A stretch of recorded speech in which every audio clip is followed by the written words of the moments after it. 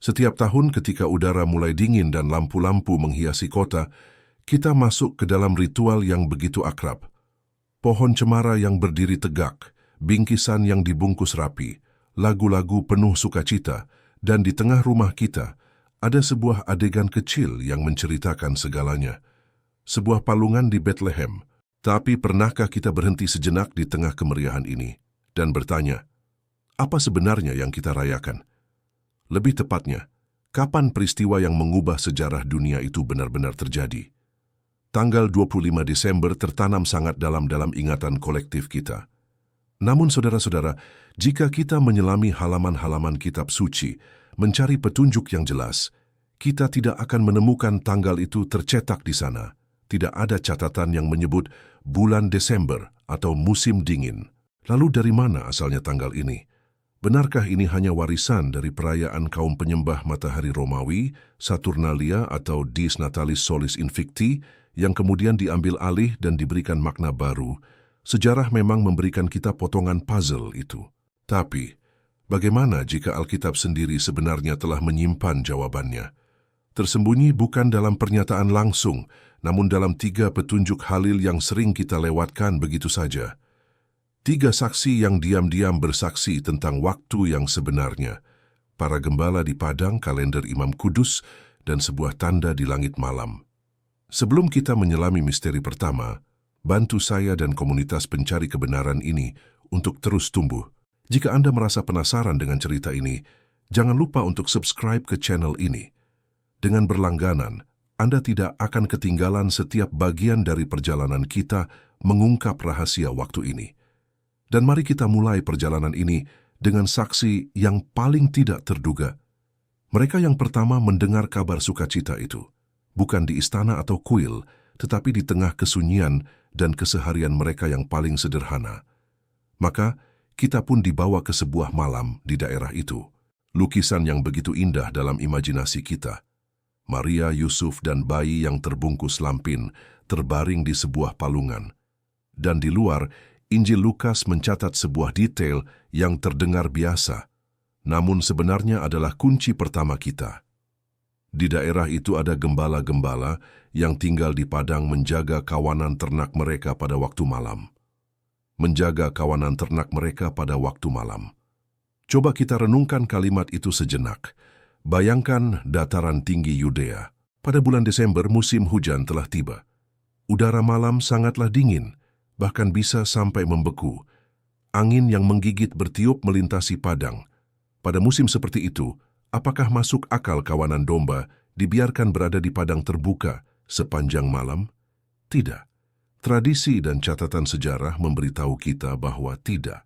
Sekitar bulan November, para gembala biasanya sudah membawa kawanan mereka turun dari dataran tinggi, mencari perlindungan di kandang-kandang atau penampungan untuk melindungi mereka dari hujan dan hawa dingin yang kejam. Kawanan domba yang dibiarkan di padang terbuka pada malam musim dingin adalah sebuah risiko, sebuah pertanda buruk. Lalu, apa arti detail kecil ini bagi kita? Detail ini adalah sebuah petunjuk alam yang sangat jelas. Ia berkata dengan lantang, peristiwa yang diceritakan ini tidak mungkin terjadi di tengah musim dingin. Sang penulis Injil, Lukas, tanpa sadar telah menyelipkan sebuah kebenaran historis dan budaya. Ia menggambarkan sebuah adegan yang hanya masuk akal terjadi pada musim semi yang hangat, atau musim gugur yang sejuk ketika malam masih cukup nyaman untuk menjaga domba-domba di bawah bentangan langit. Dan di sini, kita menemukan keindahan lain dari pesan ini. Lihatlah, kepada siapakah kabar besar kelahiran Sang Juru Selamat dunia pertama kali diumumkan? Bukan kepada Raja Herodes di istananya yang megah, bukan kepada para imam besar di bait suci yang suci, bukan kepada para cendekiawan yang ahli kitab. Malaikat Tuhan justru menampakkan diri kepada para gembala. Orang-orang sederhana yang mungkin dianggap kotor secara ritual, yang hidup di pinggiran, yang tidur di padang bersama ternak mereka. Mereka adalah orang-orang pertama yang menyaksikan kemuliaan surgawi dan mendengar nyanyian para malaikat. Ini bukanlah suatu kebetulan. Ini adalah sebuah pernyataan teologis yang revolusioner sejak detik-detik pertama kelahiran Sang Mesias. Kabar sukacita yang akan mengubah dunia datang pertama-tama bukan untuk yang berkuasa dan terhormat, melainkan untuk yang rendah hati dan bekerja keras. Ia datang dalam kesederhanaan total, menggenapi simbol bahwa dia akan menjadi gembala yang baik bagi semua orang, tanpa terkecuali. Jadi petunjuk pertama dari para gembala ini telah menggeser panggung sejarah kita. Ia mengajak kita keluar dari bulan Desember yang beku. Ia membawa kita untuk mencari di musim yang lebih bersahabat. Namun, ini baru satu petunjuk. Ia memberi kita kerangka waktu yang luas, bukan musim dingin. Tapi, bisakah kita menemukan titik yang lebih spesifik? Untuk itu, kita harus meninggalkan padang rumput dan memasuki sebuah dunia yang sangat teratur, penuh dengan jadwal dan rotasi suci. Dunia dari seorang imam bernama Zakharia. Untuk mengaitkan titik-titik yang lebih tepat, kita harus menjadi seperti detektif waktu. Dan kitab Lukas, dengan perhatiannya yang luar biasa pada detail, sekali lagi memberikan kita benang merah. Kali ini benang itu bermula jauh sebelum Maria mengandung, bahkan sebelum kabar gembira itu disampaikan kepadanya. Benang ini dimulai di Bait Suci dengan seorang imam tua bernama Zakharia. Lukas dengan spesifik mencatat bahwa Zakharia berasal dari golongan Abia. Ini bukan sekadar informasi silsilah. Ini adalah petunjuk kronologis yang cerdik. Dalam tradisi Yahudi, para imam dibagi menjadi 24 golongan, sesuai yang ditetapkan Raja Daud. Setiap golongan bertugas di Bait Suci secara bergiliran selama 1 minggu, 2 kali dalam setahun. Dan catatan-catatan sejarah, seperti yang ditemukan dalam gulungan Laut Mati, menunjukkan dengan cukup jelas kapan giliran setiap golongan itu jatuh. Golongan Abia, golongan ke-8 dalam urutan itu, biasanya bertugas pada minggu-minggu tertentu. Disinilah teka-teki yang menantang dimulai. Kapan tepatnya tahun ibadah dimulai? Jika kita menghitung dari awal tahun ibadah Yahudi di bulan Nisan, sekitar Maret-April, maka masa tugas Zakharia akan jatuh sekitar akhir Mei atau awal Juni. Dari titik inilah kita mulai menghitung. Skenarionya berjalan seperti ini. Zakharia menyelesaikan masa tugasnya di Bait Suci dan pulang ke rumah. Istrinya, Elisabeth, yang sudah lanjut usia, mengandung. Inilah janji kelahiran Yohanes Pembaptis. 6 bulan kemudian, Malaikat Gabriel mengunjungi Maria di Nazaret untuk mengabarkan bahwa ia akan mengandung Yesus. Jika Elisabeth mengandung di akhir Mei, maka 6 bulan kemudian saat Maria menerima kabar adalah sekitar akhir November. Tambahkan 9 bulan masa kehamilan Maria, maka kita tiba di suatu waktu sekitar akhir Agustus atau awal September tahun berikutnya. Namun, perhitungan ini bukan matematika yang mutlak. Ada variabel lain. Jika tahun ibadah dihitung berbeda, atau jika ada penafsiran lain tentang penanggalan, hasilnya bisa bergeser. Beberapa ahli justru mendapati bahwa perhitungan ini membawa kita ke musim semi. Inilah mengapa kita membutuhkan lebih dari satu saksi. Dan di sini kita menyentuh sesuatu yang mendalam. Kegigihan kita untuk menemukan tanggal yang tepat, jam dan bulan yang spesifik. Mungkin itu adalah pencarian manusia modern yang ingin menguasai waktu. Tetapi bagi para penulis Injil, makna simbolis seringkali lebih penting daripada ketepatan kronologis absolut. Lihatlah angka-angka yang muncul, 24 golongan imam, 6 bulan usia kehamilan Elisabeth, 9 bulan kehamilan Maria. Angka-angka ini membentuk pola. Dan dalam tradisi Yahudi, angka seperti 7 melambangkan kesempurnaan dan kepenuhan ilahi. Mungkin yang ingin disampaikan oleh Lukas bukanlah sebuah kalender, melainkan sebuah simfoni waktu ilahi, di mana setiap peristiwa tersusun rapi dalam rencana yang lebih besar, saling terkait dengan indah, mempersiapkan kedatangan yang dinanti-nantikan. Jadi dari petunjuk kedua ini, kita mendapatkan sebuah jendela waktu yang mungkin akhir musim panas atau awal musim gugur. Ini selaras dengan kesaksian para gembala yang kita dengar sebelumnya. Kedua saksi ini mulai saling menguatkan, mengarahkan pandangan kita ke periode yang sama dalam setahun. Tetapi, untuk benar-benar yakin, kita membutuhkan saksi ketiga. Sebuah saksi yang datang bukan dari bumi, melainkan dari langit yang maha luas. Sebuah tanda yang begitu kuat hingga menarik perhatian para ahli bintang dari negeri yang sangat jauh. untuk melakukan perjalanan panjang mencari seorang raja, maka kita sampai pada petunjuk ketiga, mungkin yang paling dramatis dan penuh daya pikat. Kisah ini tidak ditemukan dalam catatan Lukas tentang palungan dan gembala, melainkan dalam Injil Matius. Kedatangan orang-orang Majus dari timur. Kami telah melihat bintangnya di timur, dan kami datang untuk menyembah dia. Begitulah kata mereka kepada Raja Herodes. Selama berabad-abad, pertanyaan ini menggantung, bintang apakah itu? Apakah sebuah mukjizat supranatural, sebuah cahaya ilahi yang bergerak melintasi cakrawala hanya untuk menuntun mereka? Atau dapatkah ia dijelaskan oleh langit itu sendiri? Apakah para penjaga langit kuno itu, yang matanya terlatih membaca cerita di antara bintang-bintang, benar-benar melihat sesuatu yang nyata? Sains modern memberi kita sebuah kemungkinan yang menarik. Dengan perangkat lunak yang dapat memutar kembali waktu dan memetakan posisi pasti benda langit ribuan tahun lalu, para astronom menemukan suatu peristiwa langka di angkasa. Sekitar tahun 7 atau 6 sebelum Masehi, perhatikan angkanya karena ini penting, terjadi sebuah konjungsi tripel yang sangat jarang. Planet Jupiter, sang planet kerajaan, dan Saturnus, planet yang dalam astrologi kuno dikaitkan dengan bangsa Yahudi, bertemu tidak sekali tetapi 3 kali dalam rasi bintang Pisces, si ikan.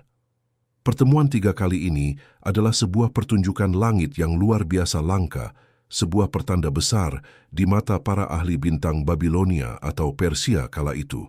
Jupiter menandakan kelahiran seorang penguasa agung, Saturnus mewakili bangsa Israel, dan Pisces dapat melambangkan wilayah mereka.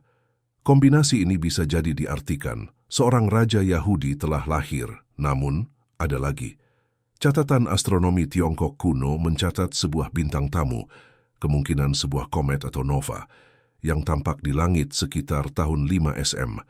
Bayangkan cahaya samar yang tiba-tiba menyala dan bertahan berminggu-minggu di langit malam. Itu juga bisa menjadi tanda yang menggugah. Dan di sini semua potongan kronologi mulai bertaut. Matius juga mencatat bahwa Yesus lahir pada zaman Raja Herodes. Dari catatan sejarah Romawi dan Yahudi, kita tahu bahwa Herodes Agung meninggal pada tahun 4 sebelum Masehi. Tunggu, 4 sebelum Masehi? Ya, ini adalah paradoks kecil dalam sejarah kita. Yesus Kristus kemungkinan lahir sebelum tahun yang dihitung sebagai tahun 1 dalam kalender Masehi. Kesalahan ini terjadi berabad-abad kemudian, ketika seorang biarawan mencoba menghitung mundur, tetapi meleset beberapa tahun. Jadi, kita punya sebuah jendela waktu yang sangat spesifik dari saksi sejarah ini. Yesus harus lahir sebelum tahun 4 SM. Dan ketika kita gabungkan dengan pertunjukan langit yang luar biasa dari tahun 75 SM itu, semuanya mulai masuk akal. Orang-orang Majus itu mungkin melihat konjungsi planet yang langka atau bintang baru itu, menafsirkannya sebagai pertanda, lalu memulai perjalanan panjang mereka, perjalanan yang bisa memakan waktu berbulan-bulan. Ketika mereka akhirnya tiba di Yudea dan menemukan anak itu bersama Maria ibunya, Yesus mungkin sudah berusia balita, bukan bayi yang baru lahir. Hal ini menjelaskan mengapa Herodes kemudian memerintahkan pembunuhan semua bayi di bawah usia 2 tahun. Dengan begitu, ketiga saksi kita telah bersatu dalam sebuah harmoni yang kuat. Para gembala membisikkan, bukan musim dingin. Kalender Zakaria menunjuk ke arah akhir musim panas atau musim gugur, dan langit sendiri pada tahun-tahun itu seolah-olah mengeluarkan sebuah pemberitahuan besar di langit timur. Namun jika semua petunjuk ini begitu meyakinkan, mengapa seluruh dunia justru merayakannya pada tanggal 25 Desember? Apa yang terjadi? Disinilah kita harus meninggalkan dunia petunjuk Alkitab dan memasuki lorong-lorong sejarah manusia, sejarah yang penuh dengan politik, kebijaksanaan pastoral, dan transformasi simbol yang luar biasa.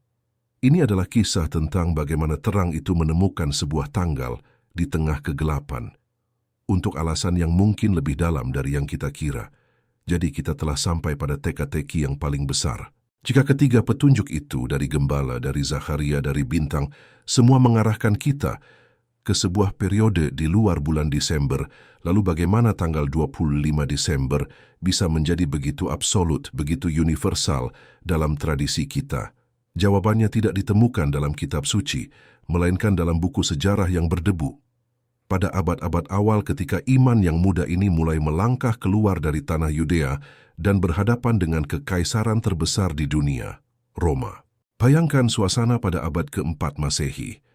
Kekristenan baru saja keluar dari persembunyian dan penganiayaan setelah dekrit Milano Kaisar Konstantinus.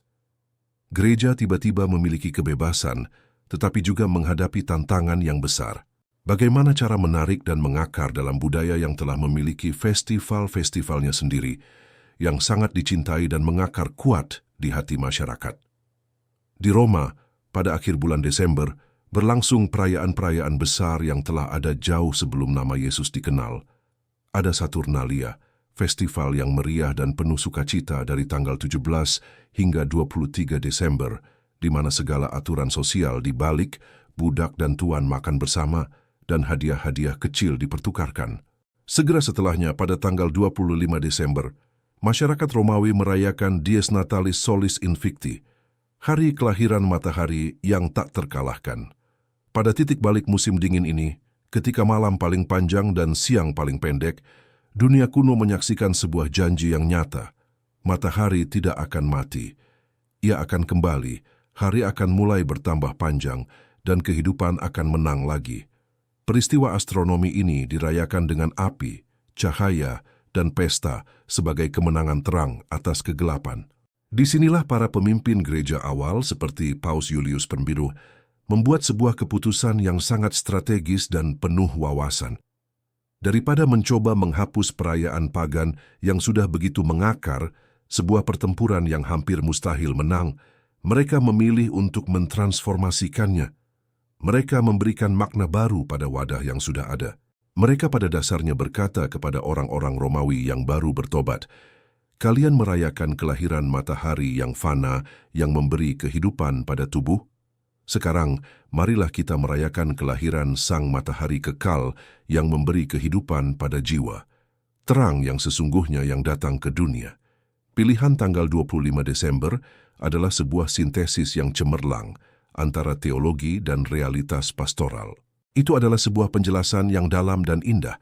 Yesus Kristus adalah terang dunia yang sesungguhnya, sang surya kebenaran yang datang ke dalam kegelapan dosa dan kematian manusia. Kelahirannya secara simbolis menjadi titik balik sejati umat manusia, momen ketika terang ilahi mulai bertambah dan kegelapan mulai berkurang. Dengan demikian, Natal pada 25 Desember tidak lahir dari sebuah kesalahan perhitungan yang sederhana, tetapi dari sebuah proses penginjilan yang dalam dan bijaksana. Ini adalah contoh bagaimana gereja awal memahami bahasa simbol dari budaya setempat dan mengisinya dengan makna Kristen yang mendalam. Tanggal itu dipilih bukan karena alasan sejarah, tetapi karena alasan makna. Itu menjadi jembatan yang kuat, memungkinkan seluruh kekaisaran untuk memahami dan merangkul misteri inkarnasi melalui sebuah simbol yang sudah mereka kenal dan hargai, kelahiran kembali terang. Namun, keputusan yang bijaksana ini memiliki konsekuensi yang tidak terduga. Seiring waktu, akar sejarah yang sebenarnya dari tanggal itu memudar. Simbolisme yang dalam perlahan-lahan tertutup oleh tradisi yang mengeras, koneksi yang hidup dengan konteks Yahudi dari kehidupan Yesus seperti bulan Tishri dan perayaan Pondok Daun, Sukkot, yang mungkin menjadi latar waktu kelahirannya, semakin menjauh dari kesadaran umat Kristen. Jadi, kita berdiri di persimpangan dua kebenaran. Di satu sisi, ada kebenaran simbolis dan pastoral yang kuat dari Natal 25 Desember, sebuah terang yang bersinar di tengah musim dingin dunia. Di sisi lain, ada jejak-jejak historis yang menarik yang mengajak kita untuk melihat lebih dekat ke dalam Alkitab dan konteks asli kisah itu. Lantas, bagaimana kita menyikapi kedua hal ini? Apakah yang satu membatalkan yang lain, atau justru keduanya bersama-sama menawarkan kepada kita pemahaman yang lebih kaya dan lebih matang tentang iman kita? Jadi, di manakah semua petunjuk ini meninggalkan kita? Mari kita rangkum perjalanan penelusuran kita para gembala memberi kita petunjuk iklim dan budaya, malam yang cukup hangat untuk menjaga kawanan domba di padang. Ini dengan kuat menyingkirkan kemungkinan musim dingin yang keras di bulan Desember. Zakaria dan kalender suci memberi kita kerangka kronologis, sebuah perhitungan yang membawa kita ke jendela waktu di akhir musim panas atau awal musim gugur, mungkin bertepatan dengan bulan Tishri dan perayaan Pondok Daun Sukkot dalam kalender Yahudi. Sebuah waktu yang sangat simbolis tentang Allah yang berkemah di tengah umatnya. Bintang dan orang-orang Majus bersama dengan catatan sejarah tentang Herodes Agung memberi kita sebuah angkor tahun, kemungkinan besar antara tahun 7 dan 4 sebelum Masehi, dengan konjungsi langit yang luar biasa sebagai tanda yang mungkin dilihat. Ketiga benang bukti ini, meskipun tidak membentuk sebuah tanggal matematis yang mutlak, semuanya mengarah pada kesimpulan yang sama. Yesus dari Nazaret kemungkinan besar tidak lahir pada tanggal 25 Desember. Kelahirannya jauh lebih mungkin terjadi pada bulan-bulan yang lebih hangat, mungkin sekitar bulan September. Lalu, apakah ini berarti perayaan Natal kita selama ini keliru? Apakah pohon terang, lagu-lagu sukacita, dan pertemuan keluarga itu semua didasarkan pada sebuah kesalahan? Sama sekali tidak. Disinilah kita sampai pada pembedaan yang sangat penting dan mungkin merupakan inti dari seluruh pencarian kita. Perbedaan antara kebenaran sejarah dan kebenaran simbolis. Perayaan tanggal 25 Desember telah tumbuh menjadi sebuah simbol yang sangat dalam dan kuat. Ia adalah sebuah katedral makna yang dibangun oleh iman umat Kristen selama berabad-abad. Ia merayakan kebenaran teologis yang transenden, bahwa Yesus adalah terang sejati yang masuk ke dalam kegelapan dunia, sang surya keadilan yang membawa harapan tepat pada titik nadir tahun ketika malam paling panjang. Nilai dari simbol ini tidak berkurang sedikit pun oleh temuan sejarah. Sukacita, kasih, dan kedamaian yang kita alami di hari itu adalah nyata dan sah. Di sisi lain, menelusuri akar historis yang mungkin di bulan Tishri bukanlah upaya untuk meruntuhkan simbol itu. Justru sebaliknya, ini adalah undangan untuk memperkaya iman kita. Ini seperti menemukan fondasi asli dari katedral yang megah itu. Dengan memahami konteks Yahudi dari kehidupan Yesus, bahwa dia mungkin lahir selama perayaan yang menggambarkan Allah berdiam di antara manusia, kita justru mendapatkan lapisan makna yang lebih dalam lagi atas inkarnasi. Iman kita menjadi lebih berakar, lebih terhubung dengan narasi keselamatan yang lengkap. Oleh karena itu, pencarian kita bukanlah untuk mengganti satu tanggal dengan tanggal lainnya. Ini adalah undangan untuk memiliki iman yang dewasa. Iman yang tidak takut pada pertanyaan, yang tidak goyah ketika dihadapkan pada kompleksitas sejarah. Iman yang dapat memegang dua kebenaran sekaligus, merayakan dengan penuh sukacita terang Kristus di musim dingin kita, sambil dengan kagum mempelajari bagaimana rencana Allah mungkin telah dirajut ke dalam kain waktu dan budaya yang nyata. Rahasia Natal yang sesungguhnya bukanlah tanggal yang tersembunyi dalam kode. Rahasianya adalah panggilan untuk mencari. Panggilan untuk tidak hanya menerima cerita secara pasif, tetapi untuk menyelidiki, merenung, dan menemukan kebenaran yang lebih dalam, baik kebenaran sejarah maupun kebenaran spiritual, untuk diri kita sendiri. Jadi, saat Anda menyalakan lilin Natal tahun depan, atau berkumpul dengan orang-orang tercinta, ingatlah kedua tingkat kebenaran ini. Rayakanlah simbol terang yang mengusir kegelapan dengan sepenuh hati. Dan jika rasa ingin tahu itu muncul lagi, jangan ragu untuk membuka kitab suci. Melihat lebih dekat pada para gembala, pada Zakaria, pada bintang di timur. Biarkan pencarian itu memperdalam syukur dan kekaguman Anda. Karena pada akhirnya, inti dari semua ini bukanlah kapan tepatnya dia lahir, tetapi bahwa dia lahir, Allah yang menyatu dengan manusia, terang yang bersinar dalam kegelapan, dan kegelapan itu tidak dapat mengatasinya. Selamat Natal, kapanpun Anda merayakannya dalam hati.